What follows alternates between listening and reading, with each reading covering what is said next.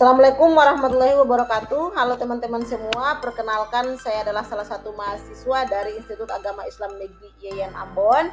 Nama saya adalah Farida Labitubun dengan NIM 230405001. Nah, di video kali ini saya akan menjelaskan tentang metode penyelesaian sistem persamaan, yaitu di mana salah satu metodenya adalah tentang the inverse of the coefficient matrix. Di video kali ini saya akan menjelaskan bagaimana pembuktian persamaan daripada the inverse of the coefficient matrix. Nah, video ini dibuat guna untuk memenuhi tugas daripada mata kuliah aljabar linier dengan dosen pengampunya adalah Pak Jafar Lesi MSI PhD dengan Pak Dr. Wahyu Hengki Irawan NPD. Oke, untuk itu langsung saja kita masuk pada pokok pembahasan kita pada video kali ini, yaitu tentang metode penyelesaian sistem persamaan. Dengan metode yang kita gunakan adalah tentang inverse dari matriks koefisien atau kebalikan dari matriks koefisien. Nah, perhatikan sistem persamaan yang ditulis dalam bentuk matriks A dikali matriks X sama dengan matriks B, di mana kita punya 3 buah matriks dengan bentuk umumnya, yaitu matriks yang pertama adalah matriks A, kemudian yang kedua adalah matriks X, dan yang ketiga adalah matriks B. Nah, di mana elemen-elemen atau entry-entry pada matriks A itu yang kita peroleh adalah A11, A12, dan seterusnya sampai pada A1N yang merupakan baris pertama pada sebuah matriks. Sedangkan A21, A22 sampai pada A2N itu merupakan baris kedua pada sebuah matriks dan seterusnya sampai pada AM1, AM2 sampai seterusnya pada AMN. Nah, begitu juga dengan kolom yang pertama, yaitu A11, A21 sampai pada AM1.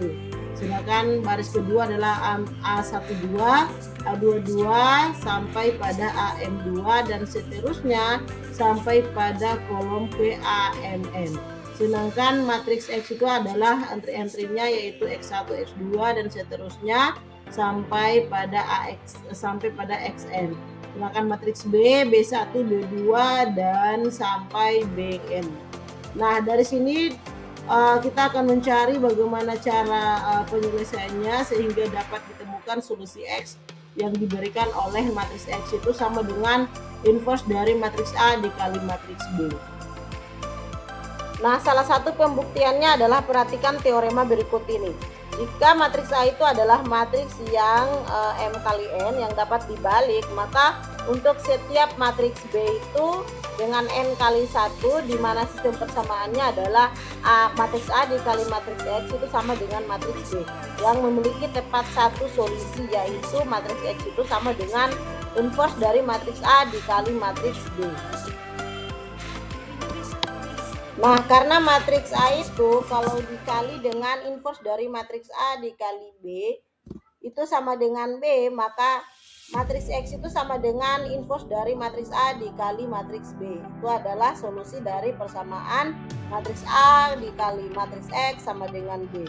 Nah, misalnya X0 adalah sembarang solusi yang lain, maka kita akan menunjukkan bahwa X0 itu juga merupakan solusi dari matriks A dikali matriks X sama dengan matriks B. Karena X0 itu adalah sembarang solusi, maka apabila matriks A itu kita kalikan dengan X0 itu sama dengan B. Nah, dengan menghasilkan mengalihkan kedua ruas dengan inverse dari matriks A, maka dapat kita peroleh X0 itu sama dengan inverse dari matriks A dikali dengan matriks B. Nah, dengan demikian X0 itu sama dengan X atau AX sama dengan B, di mana hanya memiliki tepat satu solusi, yaitu matriks X itu sama dengan inverse dari matriks A dikali matriks B. Nah, sebagai salah satu contoh untuk membuktikan daripada teorema tersebut, maka perhatikan salah satu contoh di bawah ini, di mana contoh yang kita ambil adalah selesaikan sistem persamaan berikut dengan menggunakan inverse matriks koefisien. Nah, di sini ada 3 persamaan, yaitu persamaan pertama 8Y tambah 6Z sama dengan 4. Sedangkan persamaan kedua adalah 2X tambah 4Y kurang 6Z sama dengan 18. Dan persamaan ketiga adalah X tambah Y kurang Z sama dengan 2. Nah, persamaan ini akan kita gunakan mencari daripada hasil akhirnya untuk menemukan solusi daripada persamaan inverse matriks koefisien. Nah, dari persamaan sebelumnya, di sini kita disuruh untuk membuat sistem persamaan linier yang dapat dinyatakan dalam bentuk matriks A dikali matriks X sama dengan matriks B.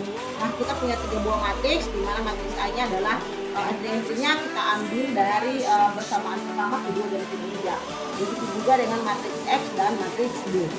Nah, dari persamaan ketiga itu kita temukan entry-entry-nya, yaitu pada matriks A adalah baris pertama terdapat angka 0, 8, dan 6, sedangkan baris kedua adalah min 2, 4, dan min 6, sedangkan baris ketiga adalah 1, 1, dan min 1. Sedangkan matriks X itu sama dengan X, Y, dan Z, dan matriks B itu sama dengan min 4, 18, dan 2. Nah, dari sini kita cari inverse dari matriks A terlebih dahulu.